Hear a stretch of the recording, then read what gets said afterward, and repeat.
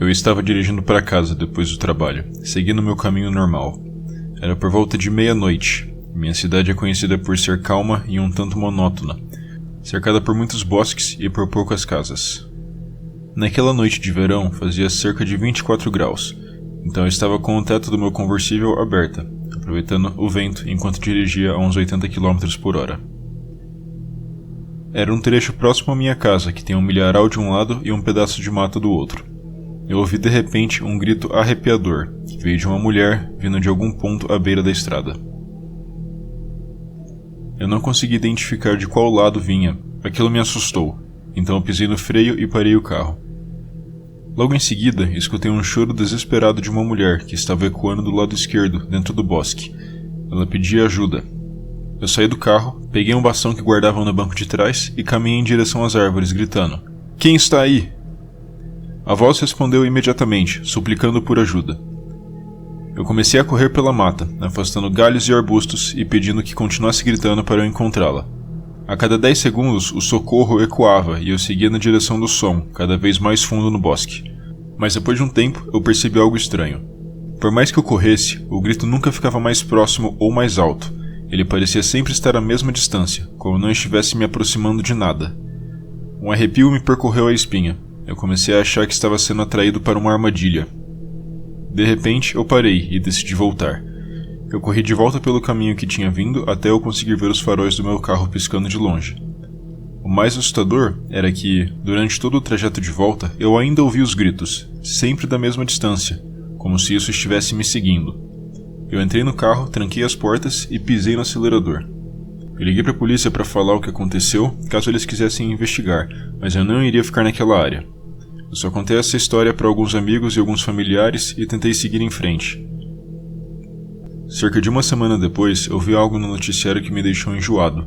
O corpo de uma mulher de cerca de 30 anos havia sido encontrado nessas mesmas matas, por um homem que passeava com seu cachorro. Não tinha nenhum sinal de crime nem de violência, e era exatamente nessa mesma região que eu ouvi os gritos. Eu só acho que isso não poderia ter sido nenhuma coincidência.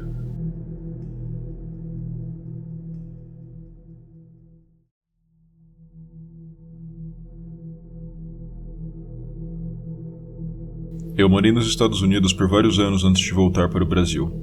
Essa história é sobre uma vez que eu estava dirigindo de Brooklyn para Vermont para passar um final de semana em uma cabana de um amigo meu, John, onde íamos praticar snowboarding. Naquela noite, eu estava com a minha caminhonete, carregando meus equipamentos na caçamba. Faltavam cerca de 45 minutos para chegar à cabana. Era por volta de umas 10 horas em uma noite fechada, com neve caindo e sem nenhum outro carro por perto. A minha caminhonete, que frequentemente me dava problema, não decepcionou. No pior momento de todos, em uma estrada deserta e escura, o motor começou a superaquecer e entrou na zona vermelha. Eu parei no acostamento para esperar ele esfriar, mas cada vez que tentava voltar à estrada, o motor voltava a superaquecer.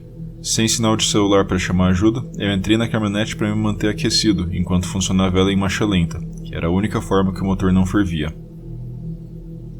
Depois de um tempo, eu vi um carro passando e eu acenei. Era um Toyota pequeno. O motorista parou, abaixou o vidro e eu pedi para usar o celular dele. Eu contei que meu carro estava superaquecendo e por isso eu precisava de ajuda. A primeira coisa que ele fez foi perguntar se eu estava sozinho. Eu hesitei por um instante, mas ainda respondi que sim. Então ele me emprestou o telefone e eu liguei para o João, que me orientou a chamar um guincho e disse que iria me encontrar. O motorista do Toyota me observava o tempo todo, mas eu tentava não encarar ele. E assim que eu entreguei o celular, ele apenas disse de nada, subiu o vidro e sumiu na estrada coberta de neve. Eu voltei para dentro da minha caminhonete e desliguei os faróis, e por um instante eu percebi o quão escuro que estava. Eu não enxergava nenhum palmo além do vidro. Sem internet, eu fiquei jogando no meu celular para passar o tempo. Cerca de uns 20 minutos depois, um estrondo no vidro do passageiro me fez saltar. Era um homem, de capuz e casaco preto. Ele gritava pedindo ajuda, dizendo que estava em perigo e estava congelando.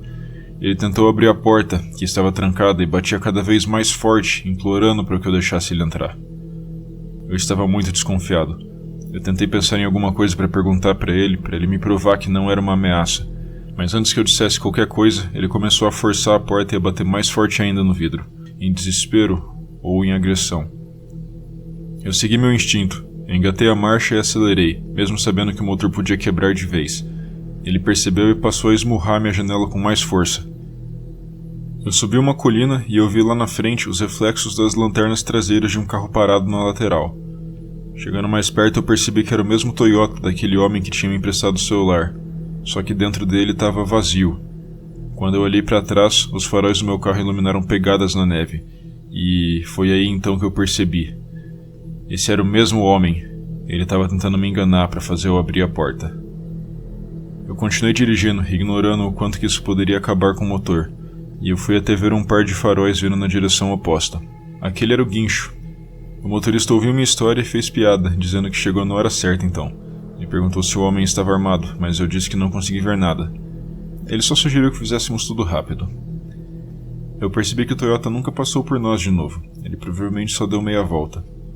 No fim, eu e o João ainda fomos praticar snowboarding naquele final de semana.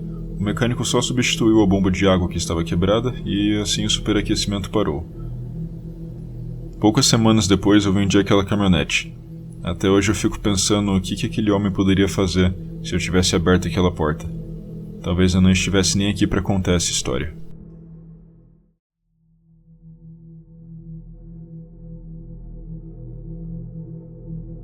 Eu tive minha primeira namorada aos 17 anos.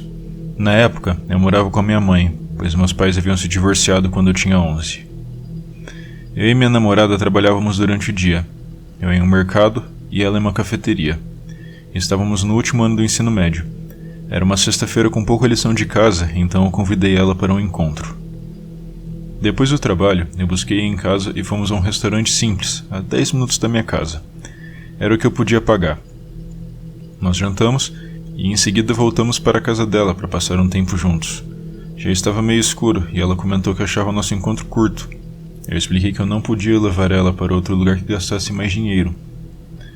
Nós concordamos então em fazer um passeio noturno de carro.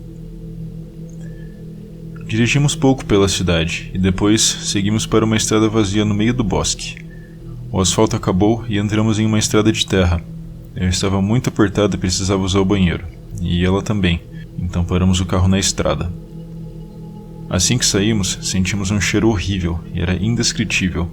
Eu atribuí a algum outro motorista que tivesse parado ali para fazer a mesma coisa que a gente, e minha namorada até chegou a passar mal com o odor. Eu disse para fazermos logo o que precisávamos e voltarmos ao carro para ir embora. Nós escolhemos um pequeno espaço plano e, terminando nossas necessidades, voltamos em direção ao carro. No caminho, ouvimos um estalo vindo do nosso lado esquerdo, como se fosse um galho quebrando.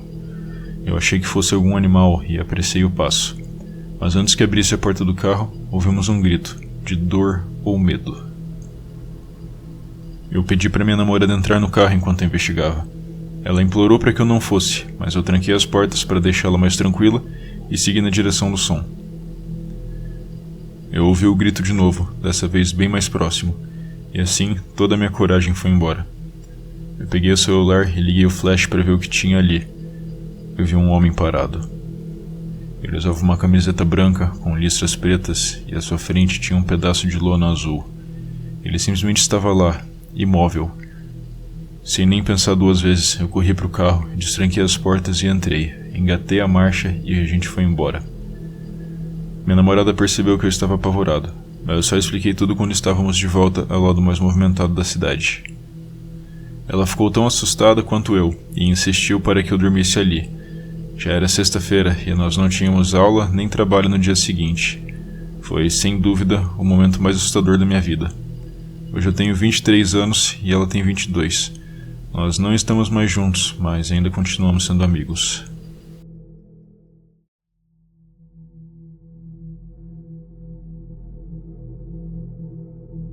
Era o fim do verão de 2011. Eu estava prestes a completar 19 anos e passava noites com meu melhor amigo, que era uns anos mais novo. Vivíamos em uma área meio rural. Por ali, praticamente tudo fechava às 10 horas, então era preciso encontrar nossas próprias maneiras de passar o tempo. Mas isso nunca foi um problema para nós, pois sempre arranjávamos um jeito de nos divertir. Aquela noite começou inocente. Primeiro fomos ao shopping, depois ficamos circulando de carro pelas ruas em busca de garotas, coisas típicas de adolescentes. Algumas aventuras depois, fomos comer em uma lanchonete de rua que ficava aberta até mais tarde. Ainda não estávamos prontos para voltar para casa, então pegamos algumas estradas secundárias para dirigir sem rumo, que era um hábito nosso. A estrada que estávamos naquele momento eu só havia percorrido uma vez durante o dia, embora não fosse muito distante de onde morávamos. As estradas da minha cidade não recebem muita manutenção, por serem afastadas e ter pouquíssimas casas. Elas eram bem esburacadas, que nos obrigava a dirigir devagar. Estávamos cautelosos, mas ainda assim para nós era apenas mais uma estrada no meio da noite. A essa hora, as estradas estavam praticamente desertas. Essa era ladeada por árvores e ficava ao pé de um pequeno morro. À noite, era fácil de nem perceber as casas escondidas entre as sombras. Provavelmente teríamos passado reto por todas, se não fosse por um ponto de luz que chamou nossa atenção pelo canto do olho. Vimos um homem parado sobre a luz do poste. Não conseguíamos distinguir seus traços, mas dava para perceber que ele nos observava, imóvel, exceto pela cabeça, que seguia o movimento do carro. Nós ficamos tensos, mas tentamos não dar importância, imaginando que ele só tinha saído para fumar um cigarro. Mesmo assim, sua postura nos incomodava.